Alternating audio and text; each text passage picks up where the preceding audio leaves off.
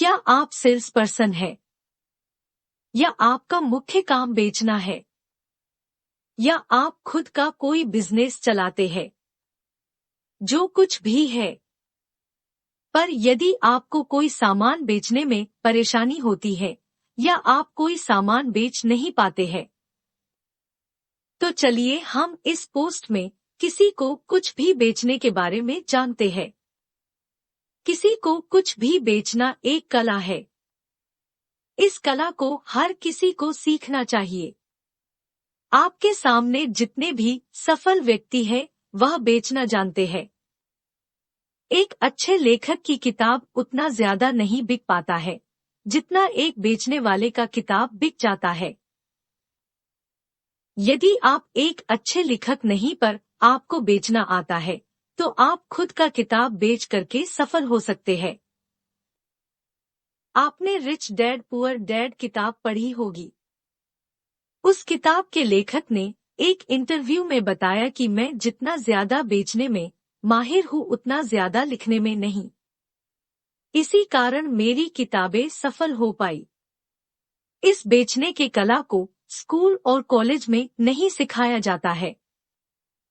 पर जो भी लोग पढ़ाई पूरा कर लेते हैं, उन्हें लगता है कि उन्हें तो सब कुछ आता है। हम बता दें कि बेचने का कला आपको प्रैक्टिकल से ज्यादा आता है। पॉइंट नंबर 1, आमने सामने बात करें। जब आप बेचना शुरू करें, तो आप चाहे जिस किसी को भी बेच रहे हो उससे आमने सामने बात करें। आप न तो फोन से बात करें और न ही चैट करें। आमने सामने बात के दौरान आप सामने वाले को अच्छे से समझ पाते हैं और सामने वाले की सोच के अनुसार आप उससे बात करते हैं। इसके साथ ही आसानी सामने बात करने के दौरान आप एक माहौल पैदा कर पाते हैं। जब भी आप किसी से बात करें तो आंखों से संपर्क बना, आंखों में आंखें डाल के बात करें। यह आपके अंदर का विश्वास सामने वाले को दिखाता है। तो अब से आप जब भी किसी को कुछ बेचे तो आमने सामने जाकर करके बात करें। पॉइंट नंबर 2, खरीदार को समझने की कोशिश करें। हर कोई इतना चालाक नहीं होता है कि वह सामने वाले का दिमाग पढ़ सकता है कि उसके दिमाग में क्या चल रहा है। पर कुछ ऐसे आसान तरीके भी होते हैं जिसकी मदद से आप सामने वाले को समझ सकते हैं। जैसे पैरों का दिशा, हाथ खुला होना या बंद होना, खड़ा होने का तरीका, किसी एक विषय पर ज्यादा देर तक बात करना, पसंद और नापसंद की चीजें और बहुत कुछ। सामने वाले को कुछ भी बेचने से उसको समझाना जरूरी होता है ताकि उसकी सोच, पसंद, उम्र आदि के अनुसार बात किया जा सके और अपना सामान बेचा जा सके। एक बार किसी को समझ लेने के बाद कोई भी सामान बेचना बहुत ही आसान हो जाता है। किसी को समझाना शुरू के समय में थोड़ा मुश्किल काम होता है, पर कुछ लोगों को समझने के बाद अन्य लोगों को कम से कम समय में समझा जा सकता है। पॉइंट नंबर 3, खुद कम बोले और ज्यादा सुने।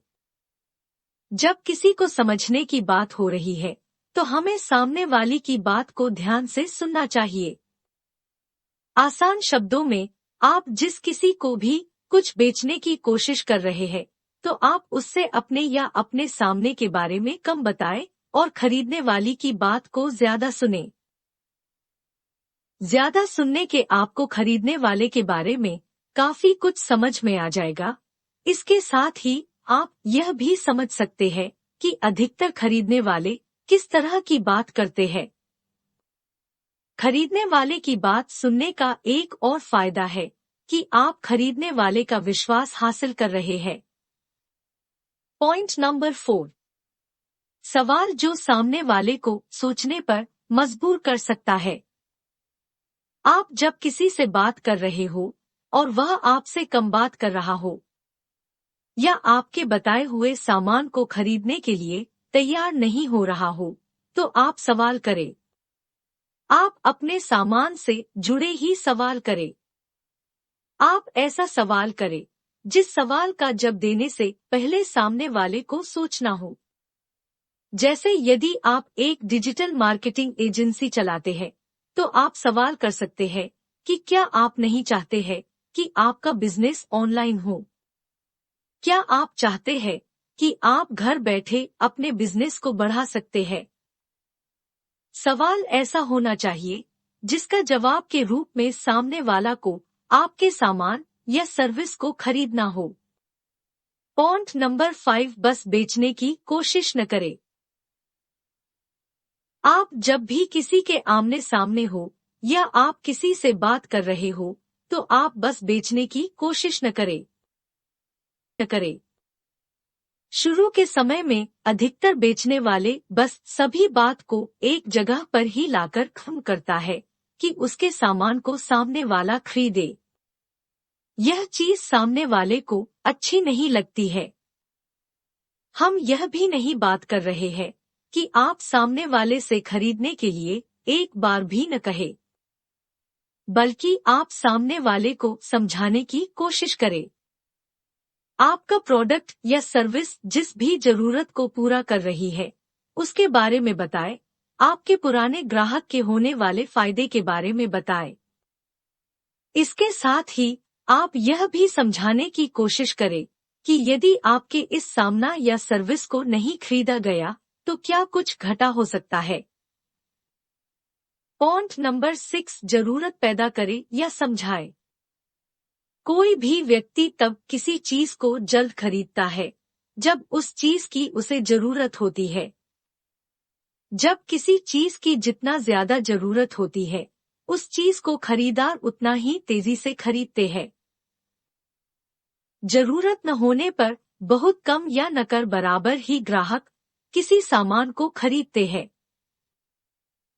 आप किसी को डिस्काउंट या ऑफर देना से ज्यादा इस चीज पर ध्यान दें कि आप किसी तरह से जरूरत को पैदा कर सकते हैं और जरूरत को लोगों को समझा सकते हैं।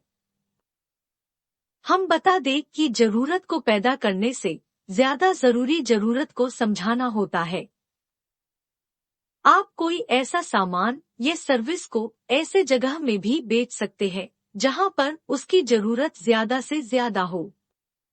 तो अब आप जब भी किसी को कुछ बेचें तो उन्हें जरूरत समझने की कोशिश करें। पॉइंट नंबर 7, हर एक खरीदार की रिसर्च करें।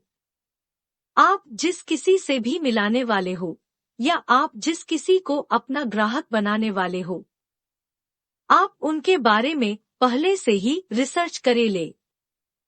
किसी के बारे में रिसर्च करने के लिए आप सोशल मीडिया का इस्तेमाल कर सकते हैं। सोशल मीडिया पर मौजूद उनके प्रोफाइल को आप देखें। प्रोफाइल से आपको समझ में आएगा कि वह किसी तरह की चीजों को पसंद करते हैं और किस तरह की चीजों को पसंद नहीं करते हैं। इसके साथ ही आप उनके दोस्तों के बारे में भी जान सकते हैं। रिसर्च करने के बाद आप जब सामने वाले से मिलेंगे तो सामने वाला आपको अपना एक दोस्त ही समझेगा और आप आसानी से बेच पाएंगे। पॉइंट नंबर 8, खरीदार की इंटरेस्ट की बात करें। जब आप किसी से बात कर रहे हो तो आप अपनी इंटरेस्ट की बात न करें बल्कि आप सामने वाले की इंटरेस्ट के अनुसार बात करें। सामने वाले को जिस चीज में भी इंटरेस्ट हो आप उस चीज से जुड़ी बातें करें। आसान शब्दों सामने वाले के इंटरेस्ट के बात करें न कि अपने इंटरेस्ट की बात करें। पॉइंट नंबर 9, संबंध बनाने पर ध्यान। क्या आपने कभी सोचा है कि क्यों सेल्स में बहुत ही कम लोग सफल ही पाते हैं? शायद आपके मन में यह सवाल जरूर आया होगा। आपके मन में यह भी सवाल जरूर आता होगा कि एक समय में ज्यादा बिक्री करने वाला व्यक्ति कुछ समय बाद कुछ भी बिक्री नहीं कर पाता है। इसका जवाब बहुत ही सीधा सा है, एक अच्छा संबंध न बना पाना। बस किसी को किसी भी तरीके से बेचने की कोशिश करने से बिक्री तो हो जाता है। पर बाद में फिर वहां से ऑर्डर नहीं आता है। वही थोड़ी ज्यादा मेहनत करके बेचने से आप संबंध बना सकते हैं। आपका संबंध जितना अच्छा होगा, आपको उतना ही फायदा होगा। आप आने वाले समय में फिर किसी नए सामान को बेच सकते हैं। इसके साथ ही आपको वह व्यक्ति अन्य ग्राहक भी दे सकता है, जिसके कारण आपके बिजनेस का मार्केटिंग भी हो जाएगा। आप अब से संबंध बनाने पर पूरा ध्यान दें। पॉइंट नंबर 10, कंपनी और उसके प्रोडक्ट का रिसर्च करें। यदि आप किसी कंपनी में बेचने का काम करने वाले हैं या करते हैं, तो आपको उस कंपनी और उस कंपनी के सामान, सर्विस के बारे में अच्छे से जान लेना चाहिए। आपको समझ लेना चाहिए कि आप जिस कंपनी का सामान बेच रहे हैं, उस कंपनी का सामान कैसा है। क्या उस कंपनी का सामान सही है? उस कंपनी के सामान को इस्तेमाल करने वाले कितने लोग हैं? और ऐसी तरह के बहुत कुछ जानकारी, ताकि आप सही कंपनी में काम कर सके और इसके साथ ही आप उस कंपनी के सामान या सर्विस को सही ग्राहक लोगों तक पहुंचा सके, ताकि आप कम मेहनत में ज्यादा से ज्यादा बेच सके। यदि आप अपनी खुद की कंपनी चलाते हैं या खुद की कंपनी शुरू कर रहे हैं, तो आपको अपने प्रोडक्ट के हिसाब से लोगों को चुनें। ऐसे लोगों से ही मिले जो आपकी कंपनी का सामान खरीद सके। Point number 11, psychology. साइकोलॉजी एक ऐसी चीज है जिसको यदि किसी ने अच्छे से जान लिया और अच्छे से इस्तेमाल करना सीख लिया, तो वह किसी को कभी भी, कहीं भी, कुछ भी बेच सका है। आपको भी अब साइकोलॉजी और साइकोलॉजी टिप्स को जानना चाहिए और साइकोलॉजी टिप्स का इस्तेमाल करना चाहिए। साइकोलॉजी टिप्स से आप सामने वाले को तुरंत ही समझ पाएंगे, तो उसके बाद आप तय कर पाएंगे कि सामने वाला आपका ग्राहक बन सकता है या नहीं। साइकोलॉजी टिप्स से आप कम से कम समय में ज्यादा से ज्यादा लोगों को अपनी बात भी समझा सकते हैं और कुछ खरीदने के लिए तैयार कर सकते हैं। पॉइंट नंबर 12, खुद का ब्रांड बनाएं। आखिरी पर बहुत ही जरूरी है कि आप अपना खुद एक ब्रांड बनाएं, ताकि आप अपने ब्रांड के इस्तेमाल से किस भी सामान को कभी भी बेच पाए। आप अपने सामान के साथ अन्य किस कंपनी के सामान को बेचा सकते हैं। इस समय अपना खुद का ब्रांड बनना बहुत ही आसान है। इस समय आप अपना ब्रांड बनाने के लिए YouTube और सोशल मीडिया का इस्तेमाल कर सकते हैं। YouTube और सोशल मीडिया पर आप कंटेंट शेयर करके अपने फॉलोअर बना सकते हैं। अपना खुद का ब्रांड बना लेने के बाद आपको कभी कुछ बेचने के लिए दर-दर ठोकर नहीं खाना होगा। अंत में आज हमने यहाँ पर जाना कि हम कैसे कभी भी किसी को कुछ भी बेच सकते हैं। बेचने के काम में हमें अनजान लोगों से मिलाना होता है और अपना सामान बेचकर अपना ग्राहक बनाना होता है। अब हमने जाना कि हम अपने कंपनी या किस दूसरे कंपनी के सामान को कैसे बेच सकते हैं। आपको यह जानकारी कैसी लगी, कमेंट सेक्शन में आप हमें बता सकते हैं।